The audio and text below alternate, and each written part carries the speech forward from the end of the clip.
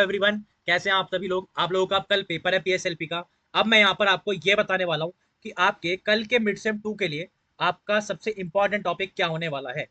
ठीक है, अगर यूनिट 3 की बात करें, देखो आपको पता है हाइपोथेसिस टेस्टिंग आप लोगों को काफी ज्यादा मुश्किल लग रही होगी, बट मैं आपको ये प्रेफर करूंगा कि आप चीजों को जितना ज्यादा तोड़ के लिख सकते हो। तोड़ के लिखने का मतलब टॉपिक वाइज लिखो, टॉपिक वाइज लिखो, उसका फॉर्मुला लिखो और उसके रिलेटेड 2-3 क्वेश्चन लगाओ, है ना। मस्ट चीजें अगर मैं आपको चीज बताऊं एकदम, यूनिट 3 और 4 के लिए जो बच्चे काफी ज्यादा मुश्किल पैदा होती है जिनके लिए, भाई फॉर्मूले बच्चे बहुत बोलते हैं। तो यार फॉर्मूले नहीं बोलने किसके, सारे के सारे जेड टेस्ट और chi square method.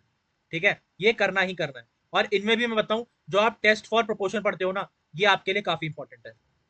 Test for proportion ये आपके लिए इंपॉर्टेंट होने वाला है, और उसमें भी 2 सैंपल के लिए, है ना। क्योंकि अगर आपसे पेपर में आपको पता है ये चीज कि आपसे टीचर छोटी मोटी चीज नहीं करवाना चाहते, वो आपसे यही चाहते हैं कि आप कुछ बड़ा इसमें लिखो, चीजों को अच्छा लिखो, है ना। तो आप क्या करने वाले हो उसके अंदर, पूरा का पूरा इस पूरे टेस्ट फॉर प्रोपोर्शन में 2 सैंपल के लिए पढ़ना।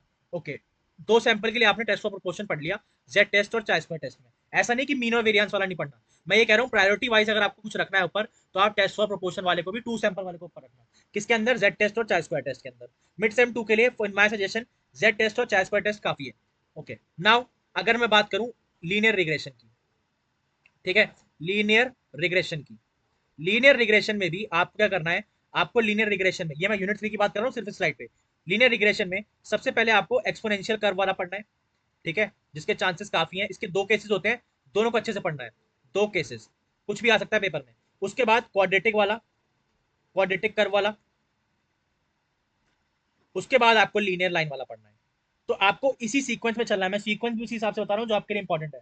बच्चे क्या करते हैं, लीनियर लाइन वाला पढ़ जाते हैं, पेपर में आ जाता है टपक के एक्सपोनेंशियल कर्व वाला। होगा भाई ऐसा ही, इसलिए स्टार्ट ही उल्टा करो। एक्सपोनेंशियल कर्व पढ़ो, मुश्किल वाला पढ़ो, पेपर में मुश्किल वाला ही देंगे, आसान वाला नहीं देते वो लोग, इतने अच्छे नहीं है। अच्छा, अगर थ्योरी की बात करूँ, टाइप 1 टाइप 2 एरर हर बार पूछा जाता है। ठीक है, टाइप 1 टाइप 2 एरर क्या होता है। ठीक है, थोड़ी थोड़ी थ्योरी पढ़ लेना सारे टेस्ट के बारे में, क्या फॉर्मुला होता है क्या नहीं होता, हम ऐसा क्यों करते हैं, नल हाइपोथेसिस क्या होती है, अल्टरनेटिव हाइपोथेसिस क्या होती है ना, वन टेल टू टेल्ड क्या होता है, और एक्सेप्टेंस रीजन रिजेक्टिंग रीजन क्या होता है। तो ये सारी की सारी थ्योरीज है जो आप पढ़ सकते हो, है ना, हाइपोथेसिस टेस्टिंग के रिलेटेड, या हाइपोथेसिस टेस्टिंग क्या होती है। तो थ्योरी यही है, आपको पता है थ्योरी क्या क्या है, बस आपको सॉल्व करने पे ज्यादा ध्यान देना है। अगर आपको कॉन्सेप्ट पता है तो आप थ्योरी बना के लिख लोगे, लेकिन आपको सॉल्व करना नहीं आता तो आप थ्योरी बना के भी नहीं लिख सकते, इन माई ओपिनियन।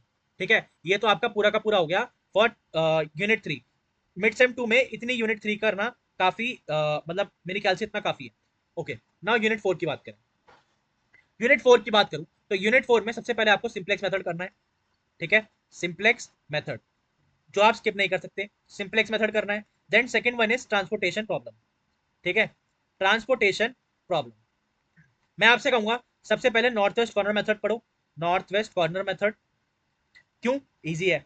उसके बाद आप लीस्ट सेल वाला, है ना, लीस्ट सेल मेथड, इसको पढ़ो। आप चाहो तो इसको स्किप भी कर सकते हो, इजी है। But north west corner method इसलिए पढ़ने को कह रहा हूं क्योंकि जिसका तीसरा पार्ट है वॉगल अप्रोक्सीमेशन, अगर आपको नॉर्थ वेस्ट कॉर्नर अच्छे से आता है तो आप क्या कर सकते हो, वॉगल अप्रोक्सीमेशन आपको एक बार में समझ आ जाएगा।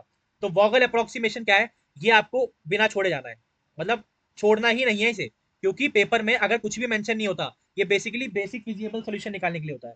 तो वॉगल अप्रोक्सीमेशन अगर आपको कुछ भी मेंशन नहीं है कौन से मेथड से करना है, तो आपको वॉगल अप्रोक्सीमेशन ही इस्तेमाल करना है। ठीक है, अच्छा, एक चीज और, इसमें ऑप्टिमल सॉल्यूशन की बात कर लेते हैं कभी कभार वो लोग। तो ऑप्टिमल सॉल्यूशन के लिए जो चीज मैंने नहीं पढ़ाई हुई है, वो आप उसमें मोदी मेथड देख सकते हो, जिसे मॉडिफाइड डिस्ट्रीब्यूशन मेथड कहते हैं।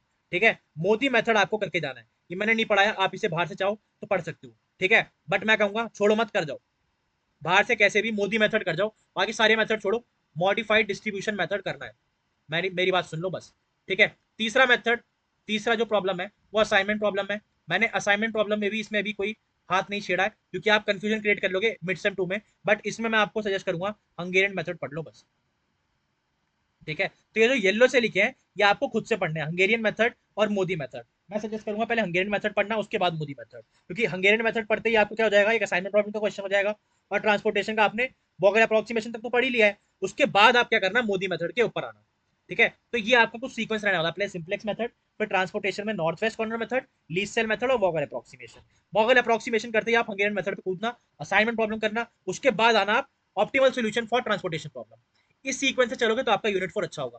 So this is all about your mid sem 2। इससे मुझे लगता है कि इनसे बाहर आपका क्या हो, कोई भी कह सकते हो न्यूमेरिकल नहीं आने वाला, मेरे को जो लगता है मेरे ओपिनियन में। बाकी देखो, ना मैं भगवान हूँ, ना आप बता सकते हो क्या होगा। बाकी हम तो सिर्फ सजेस्ट कर सकते हैं जो आज तक के पेपर में होता आया है, वही हम देख रहे हैं। तो बस इसी हिसाब से अपनी प्रैक्टिस करो। मिड सेम 2 के लिए डरो मत, ज्यादा से ज्यादा थोड़ा बहुत चेंज होगा, इससे ज्यादा चेंज नहीं होगा।